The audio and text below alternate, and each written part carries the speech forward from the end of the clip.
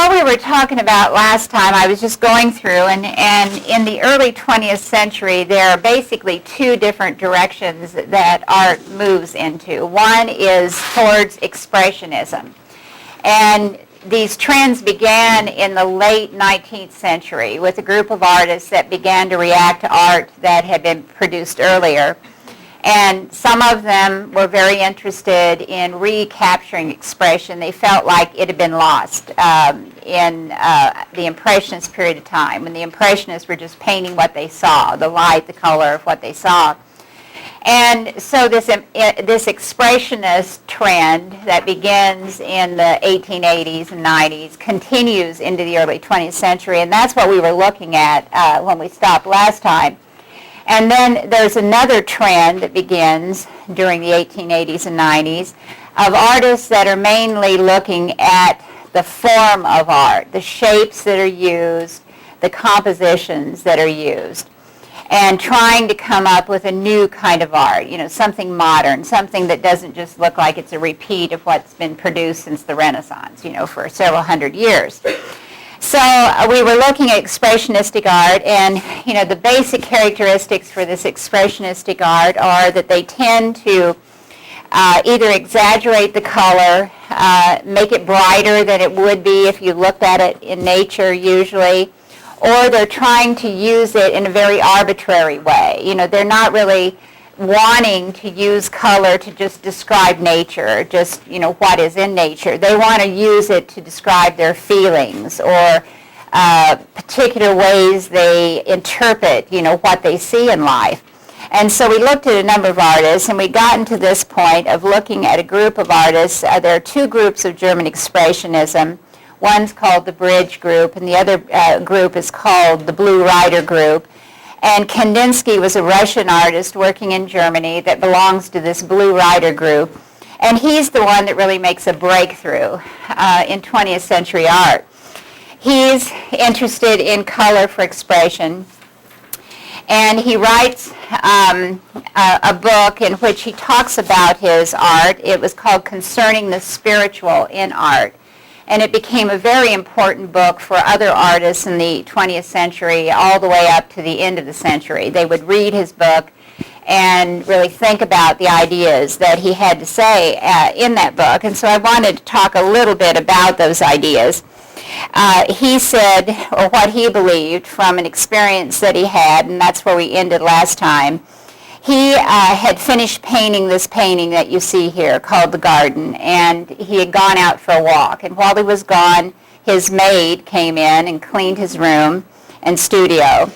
And in cleaning the room and studio, she had moved this painting. And when he came back into the room, it was upside down on the easel, so it looked like this. And at first, he didn't recognize it. And so he said that this experience really taught him something, that color itself could be an important way of creating expression, that it didn't have to have a subject matter attached to it. He didn't really recognize the subject matter here because it had been turned upside down. And so what had just hit him in looking at this work were the yellows, against the greens and the blues here in this work. And he began to think about that, and it took him several years to really sort of formulate his ideas about this, but he eventually came to believe that art could be independent of any kind of subject matter, and it could still have a very strong expression. It could really grab, the emotions of a viewer just by the colors that the artist chose and by the way that the artist treated them. And he gave us an example in his work. He said people who look at a woman dressed in red, he had noticed tended to react differently than a woman dressed in white. And he asked the question, why? The only difference in this woman is simply the color of her clothing. And so he made the decision that it had to be the color that made the important difference, and that caused people to react one way to, red and another way to white. And so based upon, those experiences that he had had, and also this experience of seeing his work upside down, he came to the conclusion that you don't need anything representational in a work of art, that you can create a very expressive work of art just by color and just by the way that you treat the shapes. And so that led him to beginning to abstract his works more, such as you see here with this. He had actually, when he had been in Russia before he came to Germany, he had studied law and become a lawyer. He had also studied music and had composed some music. And so another thing that influenced him as he began to think about, a new way of creating art, he began to compare music to the visual arts. And he asked the question, why is it that music is usually non-objective? Most music is not composed to remind us of something in nature. We don't have many pieces of music that are composed so that they sound like twittering birds or they sound like thunderstorms. We do have some of that. But a lot of music is simply composed, of making different harmonies and setting different tones together. And so he saw that as a very abstract sort of thing. And he asked the question, why can't the visual arts be like that? Why have the visual arts always been attached to recognizable objects and not music? One thing that he didn't say, but one thing I've thought about. I really came from a music background also, and before my family were really into music, not really into visual arts. And one thing I've thought about is maybe it has to do with the way that we appreciate and see the art. With music, we hear it with our ears, and we don't see visual forms when we're listening to the music. I mean, we may, in our minds create visual forms, but there's nothing actually there that we see. Whereas with visual art, we're using different sense, we're using our eyes, and we do see things. And maybe the way that we're raised and maybe the way our brains are wired, our brains are wired to make sense of all the visual imagery we see in the world and to give it form so that we recognize it. So maybe that has something to do with why visual arts up to this point were always recognizable and representational and why, music wasn't. But anyway, he begins to, compare these two, and he decides, why can't visual arts be non-objective also? And he begins to talk about how he thinks that certain hues have a connection with certain harmonies, certain tones in music, and he really begins to try and connect those. It's a very personal kind of connection he's making, and he recognized that not everybody's going to feel the same. Everybody's not going to look at red and think of the C note or, a particular note in music.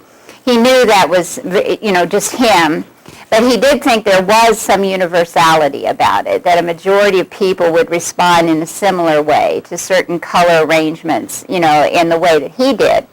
And so he begins to create compositions that are much more non-objective.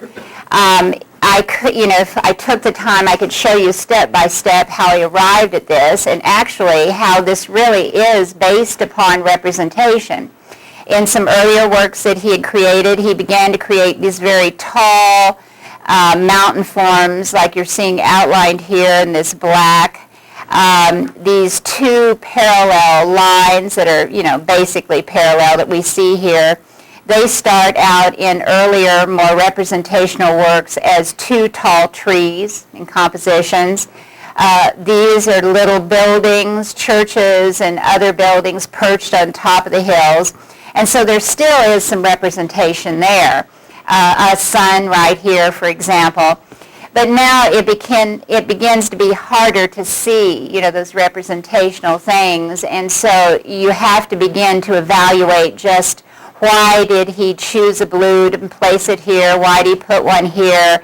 What do these lines, remember we talked about when we were talking about the visual elements about how psychologists say that we tend to respond in certain ways to vertical lines versus horizontal lines. And it may be true of color also, that we tend to respond, say for example, blues tend to be cooler colors to us than reds. Reds look warmer to us. And so he begins to use those ideas, to create works of art. And he comes to believe, that the best way to show something, say, for example, if we were going to show the fall season of the year, and you had to just choose colors to do that, how would you do that? What hues would you choose if you were going to choose colors that would represent fall? Orange, browns, yellows maybe. What about winter? Yeah, blues again, because they're cold colors, and there's sort of a bluish cast sometimes on the snow, the white snow.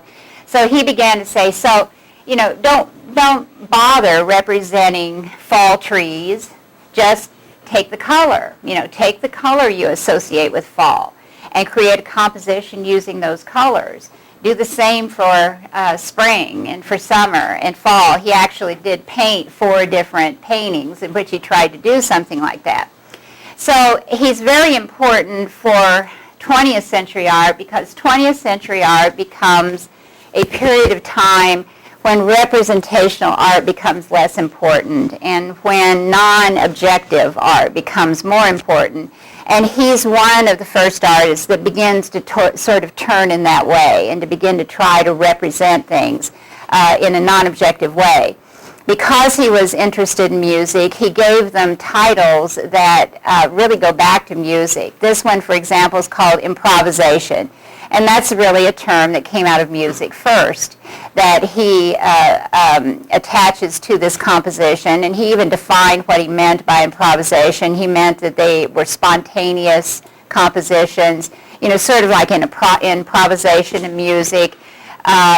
It's not a set piece of music always that, that the players are using. They're simply responding to other people who are playing, and so it becomes more spontaneous. And then he called other works of art that he created compositions. And so he began to use titles that actually relate back to music and that are non-descriptive. They don't tell you a thing about the subject matter. And that was deliberate. He didn't want you to look at something and say, okay, he said that's fall. Now what do I do? Even in the works that he made of the different seasons, he numbered them. They were painting 201, painting 202, painting 203, because he didn't want to give those descriptive titles. So this is one direction that 20th century art takes. And then the other direction that 20th century art takes is towards form. At the same time that some artists are exploring how can you create expression without just having to describe subject matters, there are other artists that are interested in shape and composition. How can you create compositions without having a lot of representation in them? And the first important style that develops that explores this idea is Cubism. And Cubism is primarily known as the style that Pablo Picasso created. It was his first important style. It wasn't his only style.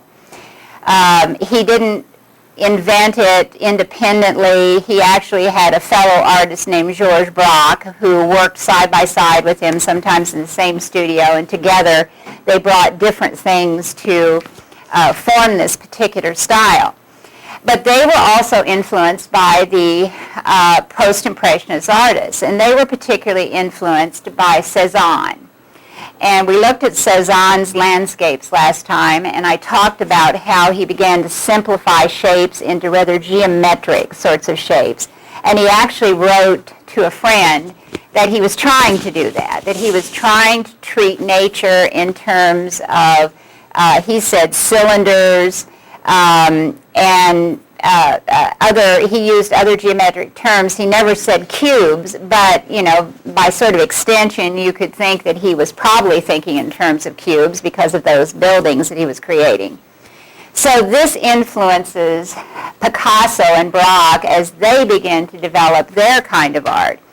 And this is considered to be sort of the beginning of Cubism in the hands of Pablo Picasso. It's not really called a full Cubist work because the representational figures are still fairly recognizable. But in this work, and this is called Les Demoiselles d'Avignon, the Maids of Avignon, and this actually refers to a brothel. Avignon Street was the red light district of Barcelona, Spain, where Picasso grew up and where he was from.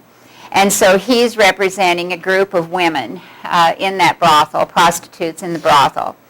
And we actually know that he experimented with this scene in several sketches, and he originally had men. He had a sailor that was sitting right down here looking at the women. There was another man that was coming into the room over here. But eventually, as he refined this, he decided he didn't want all that narrative detail. He didn't really want us to read it like a story of, here are some men who are visiting a brothel, and here are the prostitutes that are sort of presenting themselves to these men for the men to choose. He didn't want that kind of narrative detail. He didn't want us to read it like a story. And so he took out the men, and so all we're left with are these figures of nude women that we see. And we see in this work a number of the different influences that influence him to develop Cubism. First of all, the way that he begins to sort of segment the bodies of the women. And for example, here's this figure right here standing sideways, and the color of this section right here makes it look like it belongs to the leg that we see part of right here, except the confusion is maybe this belongs to this sort of more brownish area back here, which actually was a drapery in an earlier stage of this work. If it's supposed to be the figure, and it seems like it's the same tone as the figure, then he's begun to divide it up into these sort of geometric shapes that look unrecognizable. You see it again with this breast right over here. The breast has just become this sort of square that's divided into two different areas of value. And so from Cezanne, he takes the idea of beginning to simplify forms into geometric shapes. And then from other things that he had studied, and this figure particularly right here is probably based on some ancient Spanish sculpture that he had seen in Spain when he was living there. It's very much like Spanish sculpture was based upon Greek sculpture back in the 5th, 6th century BCE. And this looks very much like a statue of a Greek sculpture. I don't think I brought that in. I brought you a couple of drawings, but this one didn't scan correctly. Just to show you these earlier versions of his sketches that he made before he made the final work. Here is an example of a Greek sculpture that looks very much like this one, and probably why he was attracted to this style of Greek sculpture was that it's also very simplified. It also looks very geometric. The figures don't look very naturalistic. They don't look like they have natural poses, and their bodies are treated very simply. And so that becomes a basis for this figure. And then after he had painted this and he had gone back home to visit Spain, he came back and suddenly repainted these two heads that you see here. And those two heads are based upon African art.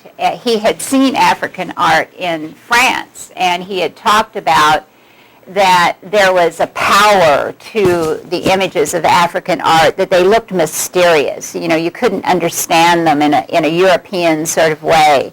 And so he was very attracted to them. And so that this mask that you're seeing here from Gabon is probably like the masks that he saw, which were the basis for these two faces right here. So this really becomes, a compilation of a lot of different influences that are working on him as he's trying to come up with a new sort of art.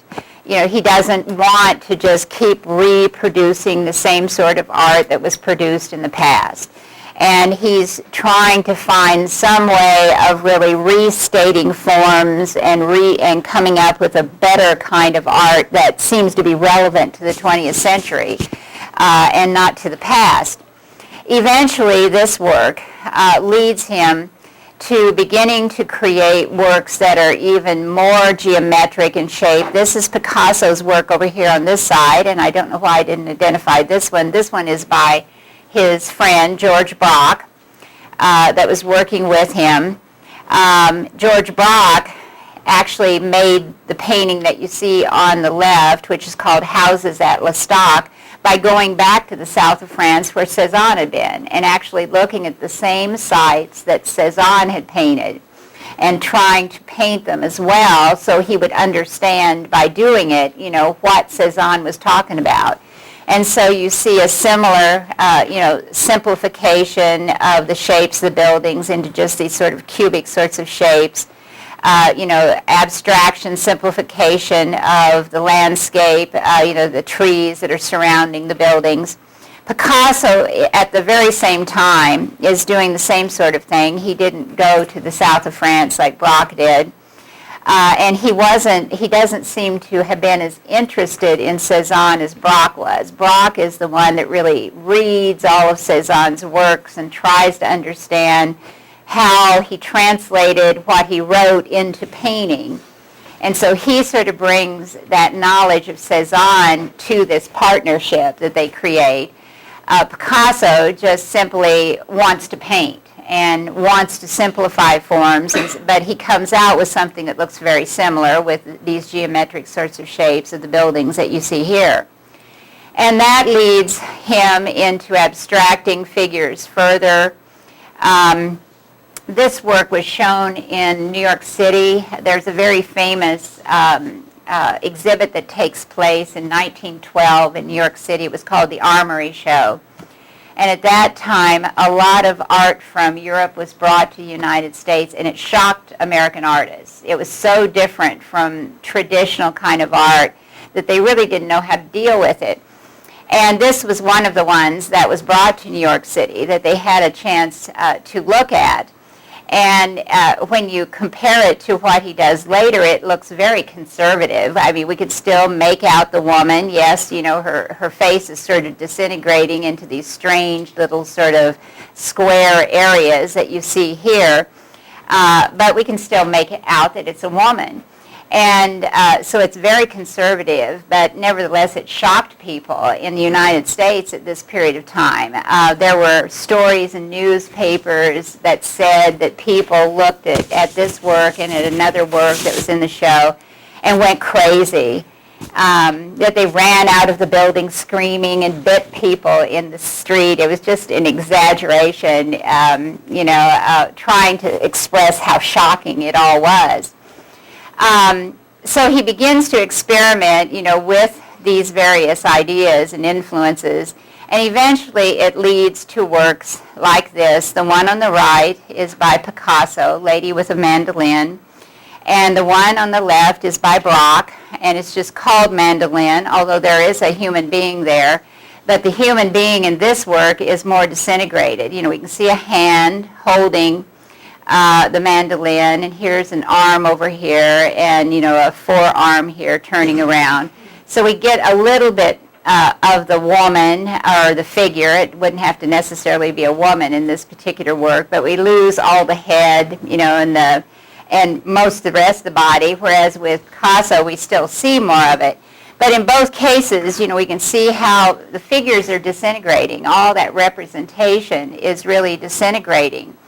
And the backgrounds begin to look very much like, the positive forms in the front. They begin to be divided in the same sort of geometric shapes. We talked about another work by Picasso that I'm going to show you in a second, but this is similar to it. And I talked about how he broke that idea of the figure-ground relationship, of a positive figure in front of a background, and how he began to unify the two, and so that it began to look very flat. You really couldn't tell where the positive figure ended and where that negative area of the background began. And you can see that here in this example, where we're supposed to be seeing a table, and it's very difficult, to see the table. Is this a table right down here? It's supposed to be a dressing table, so it apparently has bottles, and you seem to see a stopper for a perfume bottle right here. This must be the perfume bottle. But it becomes so non-representational that you hardly see anything that you can really identify. And so what's become important here in works like this is just the shapes themselves. He's beginning to say, that's what makes art unified. We could talk about how he unifies it by repeating the shapes, repeating the color, all those things we talked about. We were looking at principles of design. He's using them here. And he's beginning to say, this is more important. This is what art's really about. It's about using color in a certain way and shapes in a certain way. It's not about telling a story. It's about just using those visual elements of art in an important way. This is the work that I showed you earlier when we talked about the figure-ground relationship. This is a portrait of his dealer, the person that sold his works for him. And you actually can see a head here, and based upon that, and hands down here, and based upon that, you can sort of begin to figure out where the rest of the body is, but it's all very, non-objective. We don't really see it very clearly. And so, at this point, when they had arrived at this kind of a composition, Picasso and Braque began to pull away from it, because they didn't believe that art could be non-objective. They did not believe it could be entirely non-objective. They thought that if art were non-objective, if there wasn't anything recognizable at all in it, then what you had was nothing more than wallpaper. It wasn't any more significant than the kind of designs that you would put on wallpaper. And they didn't, they believed that wallpaper was not great art. And so when they arrived at about this point, they began to pull away from it, and they began to do different things. One thing that Braque did was he began to add words, letters, into these compositions that, Frenchmen could read, as being a word that they could actually read. It was recognizable. He began to add numbers. And in that way, he began to try and reconnect with reality, with outer reality, and to say this is about something, even though I'm primarily interested in how the forms are treated and how I create a unified composition. It is about something recognizable. And so, by inserting these letters that you could recognize, you could read as making a reference to something. He was beginning to make that connection with outer reality once more.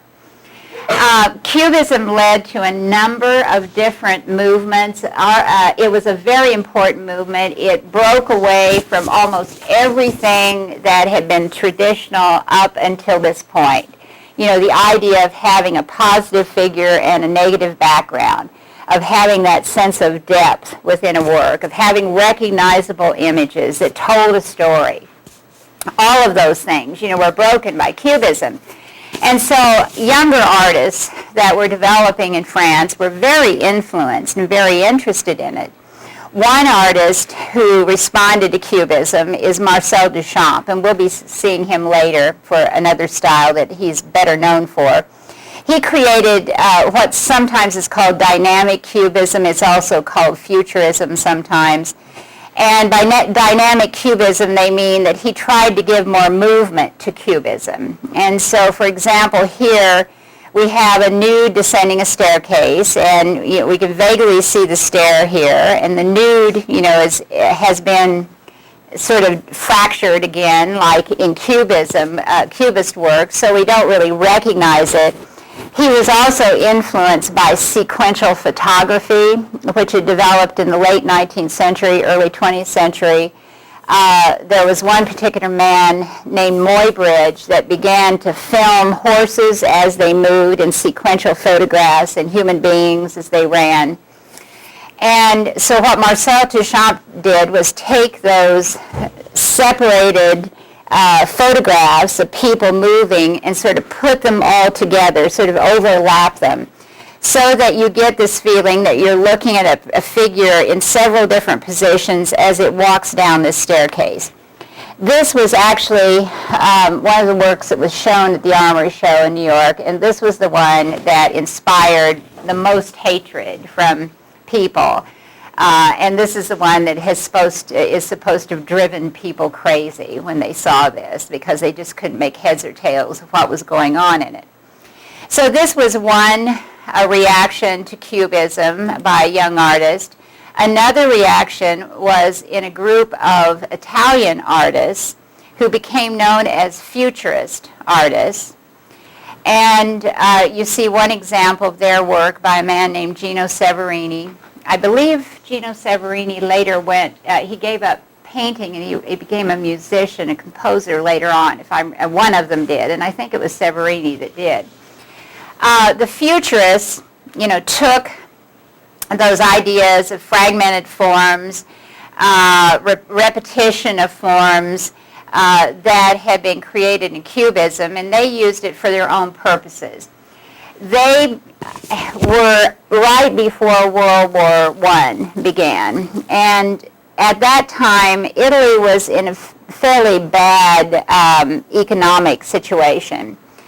And so these artists in many ways are reacting to just the problems that Italy was suffering at this time. And they formed this style not in Italy and France, but they were all Italians who had gone to France to study. And futurism was all about destruction. They wrote a manifesto. That's one thing that a lot of these early 20th century artists do. And I think it's partially because they understand that their artwork isn't going to truly express what they're thinking. And so they have to write about it in order to make people understand it. And so in this manifesto that was written, they talk about destroying all institutions, that war is good. War will cleanse the world of all this corruption and all this chaos. And so one of their subjects often has to do with war, such as this. Severini is imagining that you could arm trains. You could have sort of like boxcars, open boxcars. You could fill them with soldiers shooting, and then you could just ride down, the rails shooting at everyone, on either side of the trains. And so this is his view of this revolution, this war that they're espousing at this time. They talk about riots in the street, that there have to be riots to destroy the institutions so we can start over and we can cleanse the earth. And so this is another futurist artist, Umberto Boccioni, and this is his version of a riot, the city, rising, or the riot that's taking place in the city. And again, the representational images are apparent, but they've also been simplified and distorted and abstracted so much that you almost don't see them. This is supposed to be a horse here. It's sort of like a winged horse, like an avenging sort of horse that is going to attack and kill all of the people that you see here. And so again, they respond in that way, that simplification of form and that disintegration of form that Cubism had created. Another thing they were very interested in was movement. They really felt that the characteristic thing about modern life was movement, how fast we could move from place to place, with the railroads that had developed, with the new automobile that had developed. And so they were very interested in dynamism, showing movement within their compositions. And so again, this is supposed to be the dynamism of a soccer player. It's supposed to show a soccer player, but in a state of movement to the point where you can't really make him out much. You're just seeing all of these sort of conflicting planes that are, again, it's that sort of sequential idea of, an object that's been split into all these different planes to give a sense of movement in the composition. Here's just another one. They criticized all art of the past, and in their manifestos, they even said that Cubism was bad because it was still related to the past. But when it came time to develop an art style, they ended up using Cubism and, the idea of geometric shapes and overlapping shapes, such as you're seeing here in this work, and the non-objectivity. They began to use it, as well as Impressionism, Post-Impressionism, some of those past styles, even though they declared them dead, that they were useless. So this was one of the other developments that took place in young artists that were responding to Cubism, and this is going to have a very important influence on a later style that we're going to look at.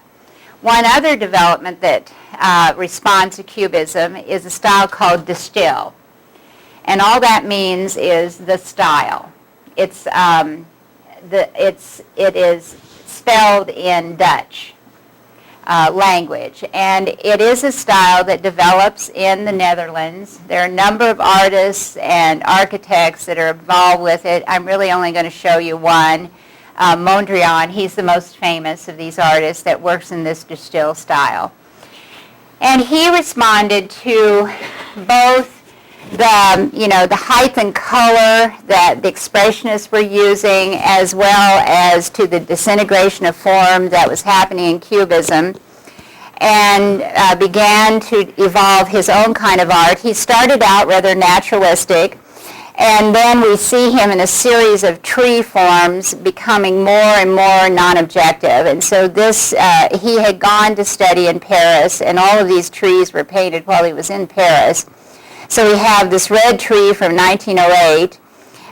Then we have this tree over here that's in black with yellow from 1909.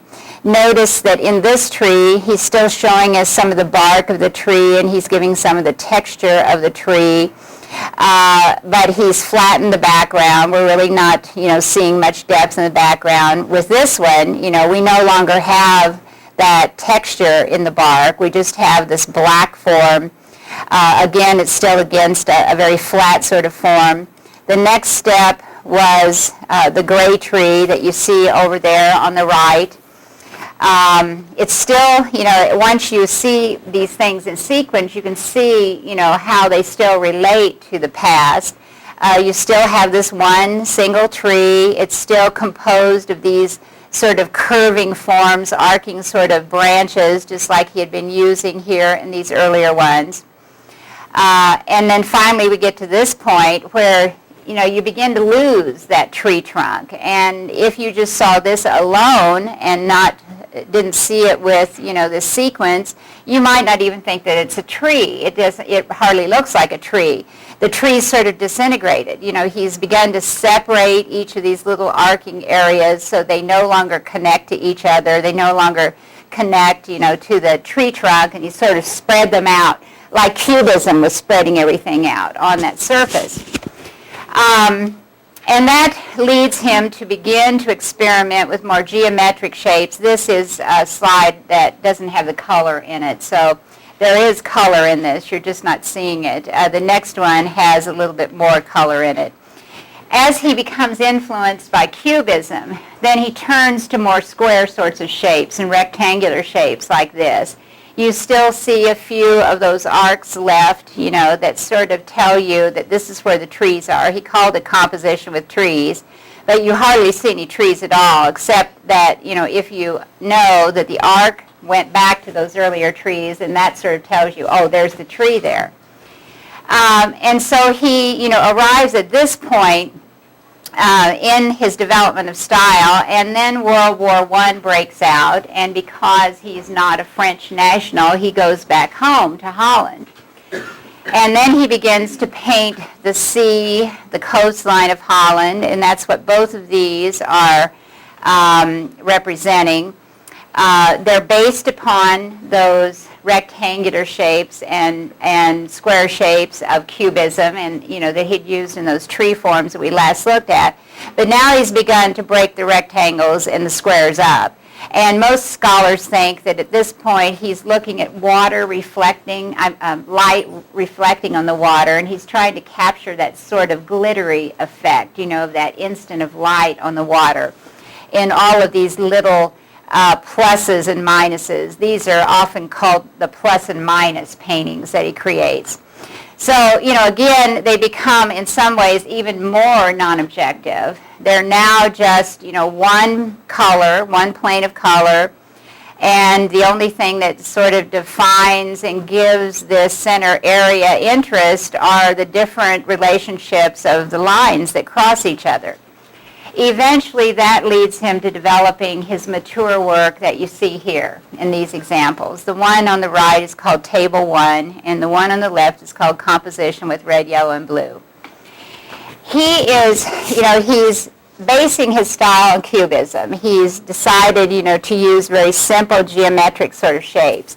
But he made the comment, he wrote a lot also, explaining what he was doing in his art, and one comment he made in his writings was that the Cubists, Picasso and Braque, hadn't gone far enough, that the natural trend or the way that their style was developing was to become completely non-objective, like you see here. And they, remember, had pulled back. They had felt like it would be wallpaper. It wouldn't be a significant art. Well, he felt they'd been wrong, that was a wrong judgment they'd made, and that they were leading towards this, and that this was the perfect art. So it's based upon Cubism, but it's also based upon other ideas. He, as well as Kandinsky, who developed that expressionistic non-objective style, both believed in theosophy. Theosophy is it's sort of a religious philosophy. It's not really connected with any religion, but it's a philosophy that believes that God speaks to you through nature and that you need to find the universals in nature. And what Mondrian decided he had found in nature were the primaries. He believed that, as we talked about in the visual elements, every other color is based upon the primaries. There are mixtures of those primaries. We talked about how blue and yellow make green. And so all secondary colors, all tertiary colors are based upon mixing, primary colors together with secondary colors. So he felt like, all of nature could be simplified down to primary colors, because if you presented them, that told you every other hue that was in the world. He also believed that nature could be simplified down into horizontal and vertical elements. And so that's why he uses the horizontal lines and the vertical lines. And he did a lot of experimenting with them. He was, he's trying to get away from anything that, he's still talking about nature, but he's trying to talk about it in a new way. And he's trying to get away from anything that would look like the old styles, the styles of the past. And so one of the experiments that he goes through a lot is trying to figure out how thick should these black lines be, how many squares should he have in a composition, because he realized that sometimes the way that he painted the black lines, it made them look like that they were in front of these planes of color that were behind. So in other words, they implied some space in the work. And he didn't want that, because that was something, that Renaissance artists had done. And he is trying to create a new kind of art. And so it took him a long time, and it was very, he very carefully worked trying to balance all of the sizes of the colors against the white areas. The color is off in this slide. These are really not light blue like you're seeing here. They're white areas, just like you're seeing here. But when you see a group of his works, you realize that even the white is varied. This white that you see here in this square will be somehow different from this white. It'll be a little more gray or a little less gray.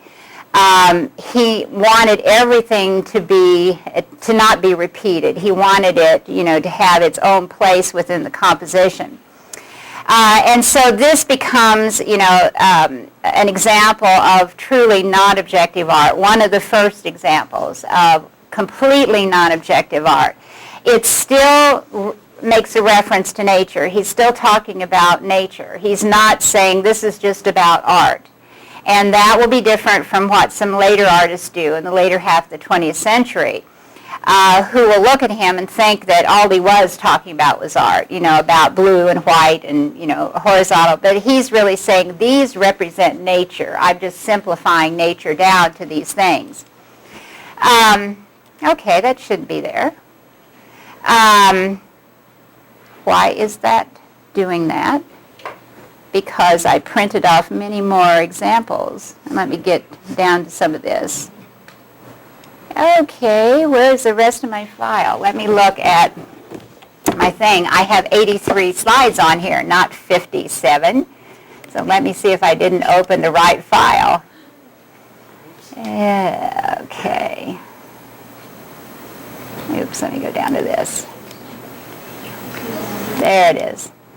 It's the same thing, it just was shortened. Okay.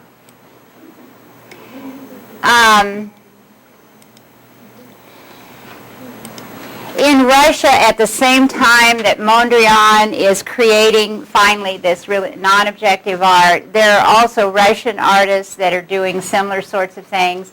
They were cut off from each other by World War I, and so these are artists that are independently developing the same ideas or similar ideas and a similar kind of art that didn't know each other and didn't talk to each other until later, after the war.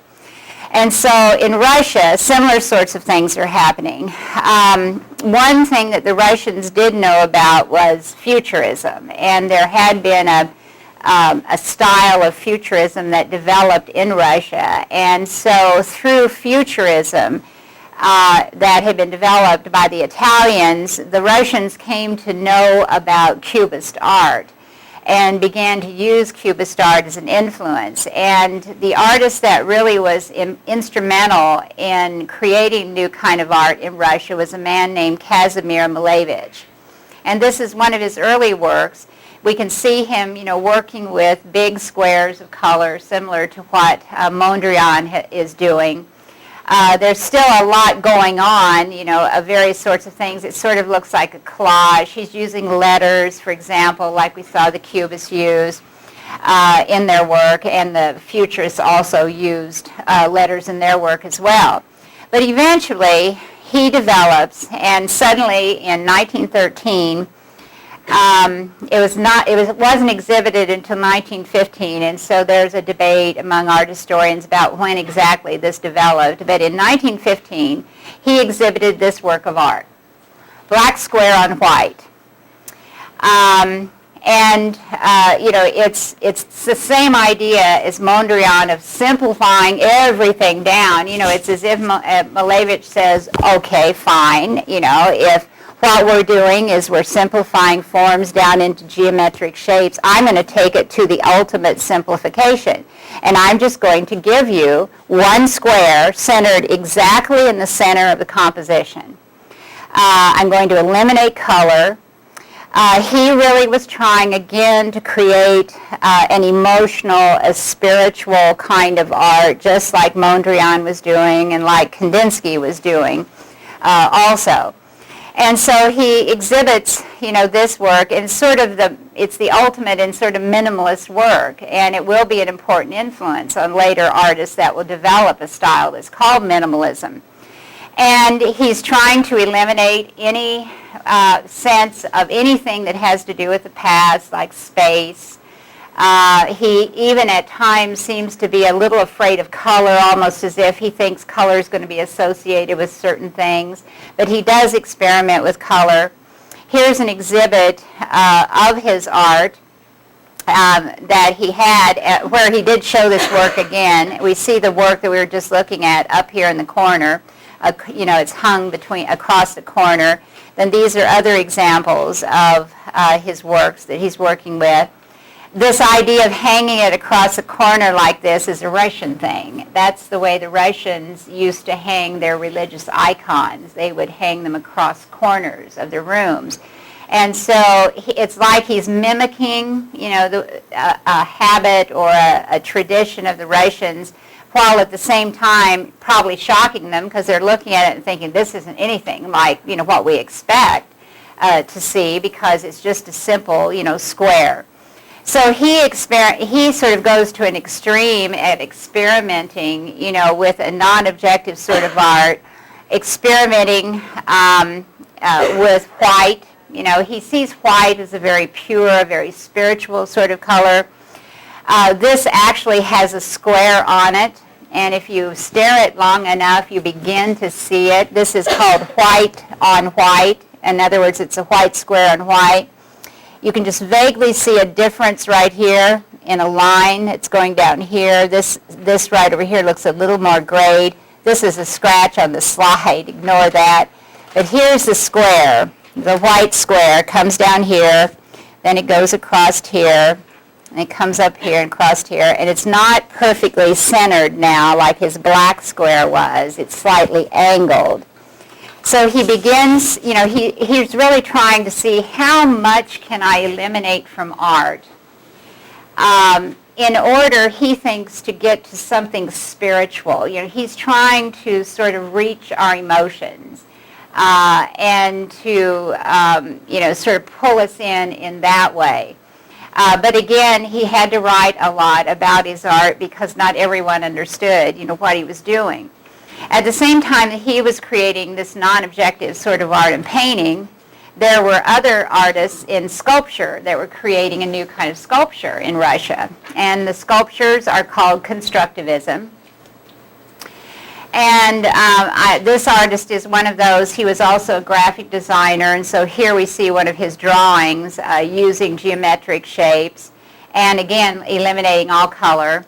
But here's one of his sculptural forms, taking the same geometric, circular sorts of shapes, but then setting them, taking different sizes of them, setting them at different angles to create this very complex sort of form that you see here. The foremost artist of constructivism is a man named Nam Gabo. His actual name was Pevsner, but he had a brother who was an artist too, and he wanted to differentiate himself from his brother, so he took his mother's name of Gabo. And so this is one of his first works that he creates. It's made out of plywood. He had studied in Paris, and some scholars think that he had met Picasso and talked to Picasso. And this work does look a lot like a sculpture that Picasso did also, except Picasso's was a solid mass. It was made out of clay. He tried to break up the face like he had done in that one painting of the woman with the mustard pot in his sculpture. And what Gabo does, instead of taking the masses, he decides he will describe the outlines of the various shapes. And so, we have this outline of the side of the figure here, the outline of the eyes, but in between it's a hollow form. So he sort of reverses what sculpture has always been about. Sculpture has always been about mass, how you treat masses. To create different kinds of shape. And so he's reversed it and said, no, the important part is going to be the voids, the empty spaces in between the edges that I'm going to define by these plywoods. But it does look a lot like some of those cubist figures that Picasso had been working on. Then this leads him eventually to creating completely non-objective work such as this. The constructivists like to use modern materials. They like to use techniques that come out of architecture, out of construction as well. And so he, in this, these were glass originally. They became cracked, and so now they've been replaced with plexiglass. But these were originally glass planes that you see here that are seem to be interpenetrated the way that he hooks them together. And again, the idea is that mass is completely gone. It's a sculptural form. We can walk around it. We can see it in all sides. But that old idea that sculpture has to be something heavy and something really solid and dense that you can't see through, he's just reversed it.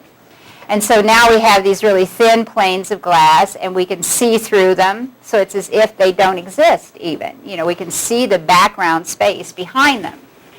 And so he's really defining, redefining what sculptural forms are going to be. And in his later life, he lived in the United States, and he began to create forms like this. The sides here are plexiglass.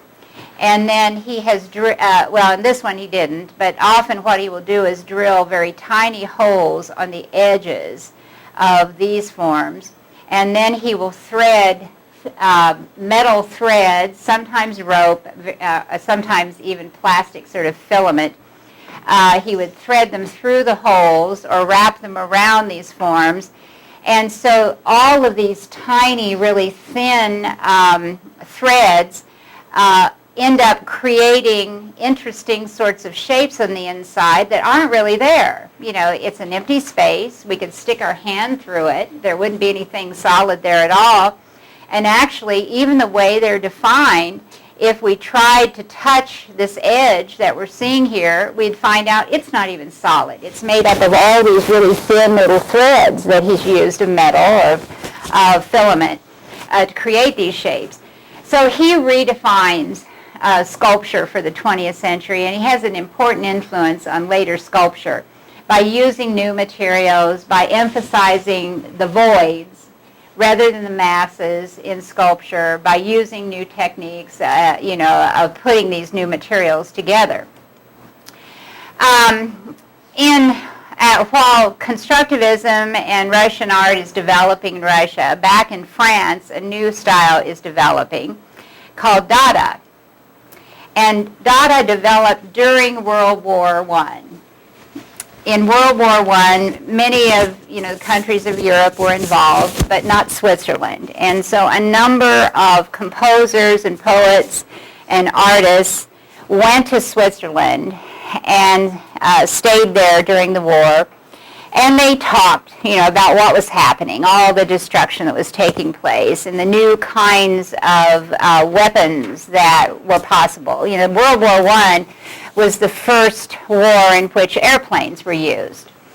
And so they began to talk about, again, how decadent Europe was. They were influenced somewhat by the futurists. And they began to see everything, they began to look at European civilization and say, supposedly Europeans are so enlightened, they're so rational, they're so humanistic. How could they ever come to the point of a war then, where they kill each other off? And so the Dadists decided, all that old belief about rationality and humanism, that's all ridiculous, because they didn't follow through with it. They didn't treat each other in a human way, and in a gentle way. And so again, they suggested everything needs to be destroyed. We need to start over again.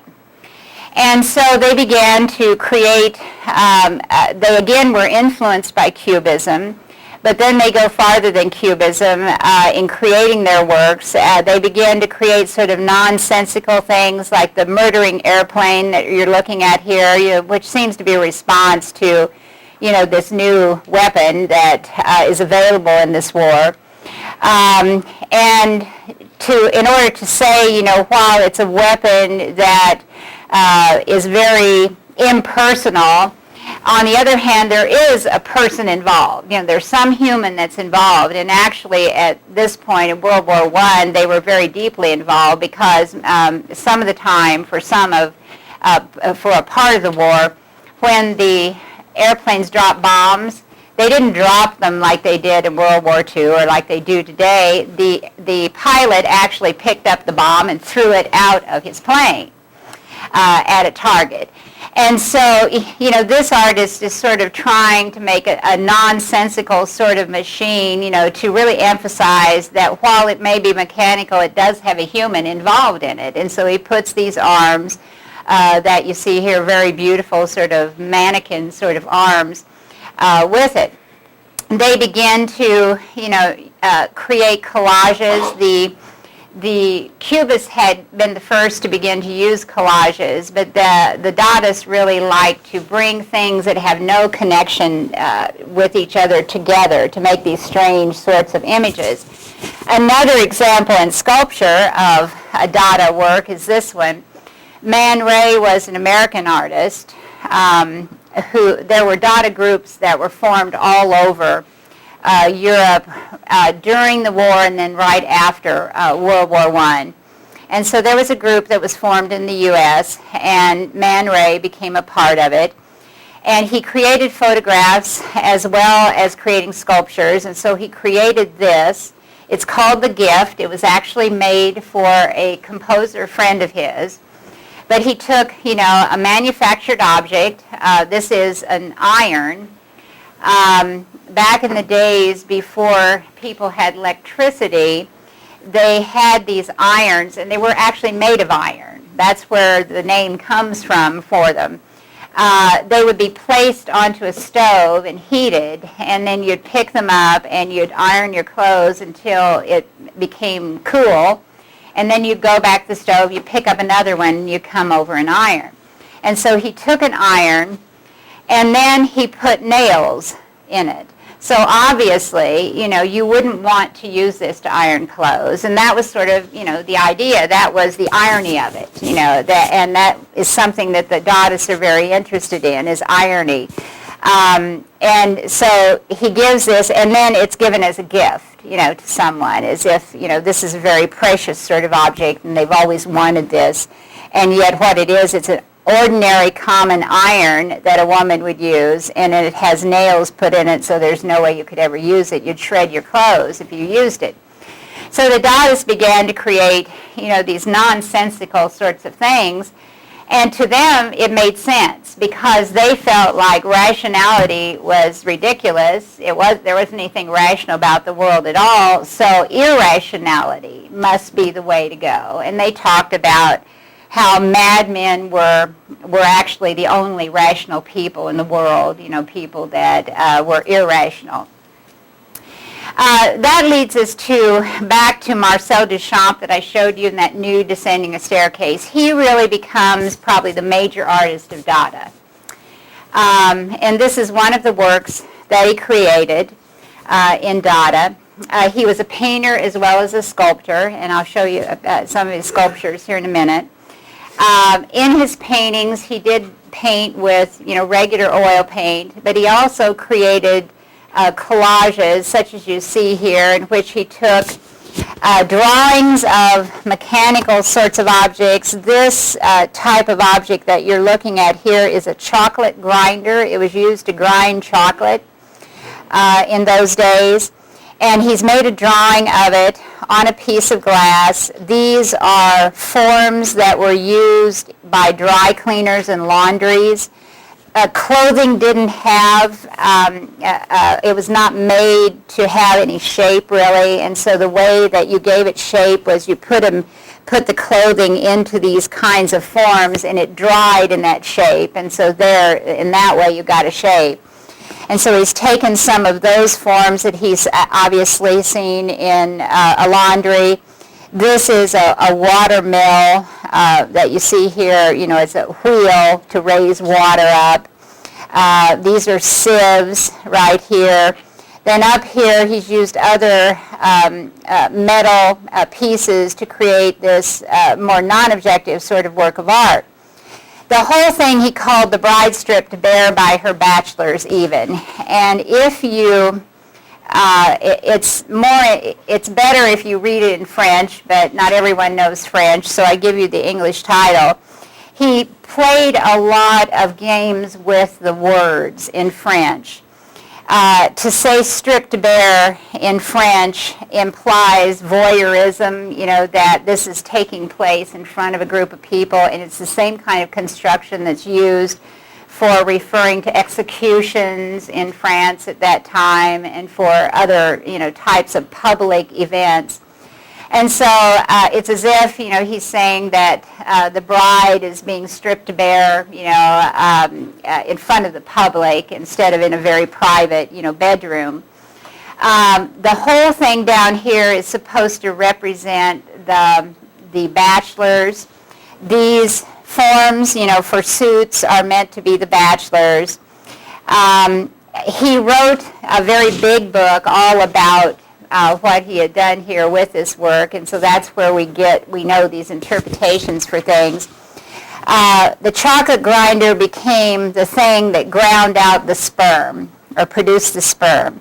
And then it moved up into these sieves. The sieves caught it, and it moved up in these sieves. This is a scissor right here.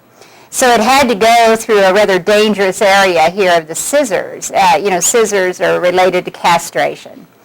So they move up through these sieves down to the watermill that propels them up into these forms that are supposed to relate to the bachelors. So all of this is supposed to be male sexuality that he's showing you down here. And then up here is supposed to be the bride. A tube, stretching from this border of, there's two pieces of glass that are put together. The tube probably represents the vagina. He never said for sure, but that's probably what it represents because, the sperm is down here, whoops, and then it gets propelled up in here. And then, here is supposed to be the bride, really looking very skeletal and, not very appealing at all. So remember how we talked about Munch and how he had his sexual fantasies and his problems with women and sex. It's really a theme that carries through into the 20th century, and in a way that seems to be what, there's some problems with sex here in this as well. So this was sort of his ultimate work. He worked on it for about 10 years, and then he just put it away in his studio. A woman in the United States, a wealthy woman in the United States, had seen it, and she later asked him if she could buy it, and he said yes. And so he found it. It was covered with dust. He wiped off most of the dust, except he left it on the sieves right here, perhaps because he thought it looked a little bit like sperm. We don't know that for sure. And he actually glued the dust in right here. He had Man Ray film this with the dust on it, and as he cleaned off the dust. And then it was packed up to be mailed to her. When she unwrapped it, the glass had been broken, as you see here. And so she contacted him and told him, did he want to do something about it? It had broken. And he said, no, it's finished now. Because that's another thing, another concept that the Dadaists are very interested in. They're interested in chance. Chance represents something irrational that happens. You don't control everything. It just happens by chance. And so to him, this was finally finished because chance took it over.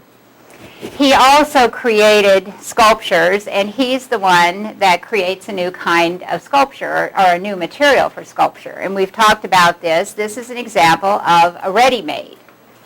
He took manufacturing objects and he would simply put them into circumstances where he knew people would look at them as art because they would know an artist did it. And so this is a bottle drying rack. He also used a snow shovel for one of his sculptures. And the reason was, that we talked about when we were looking at sculpture, he felt like people were too preoccupied with evaluating how skillful an artist was. And he wanted to say, art is in the mind of the artist. It's not just in his techniques. It's not just in his abilities with his hands. And so by choosing to use these instead of making art himself, he could say, I had no skill involved in this at all. And yet I chose this. I think this is deserving of being looked at, as a work of art. Okay, we'll finish up next time looking at the 20th century.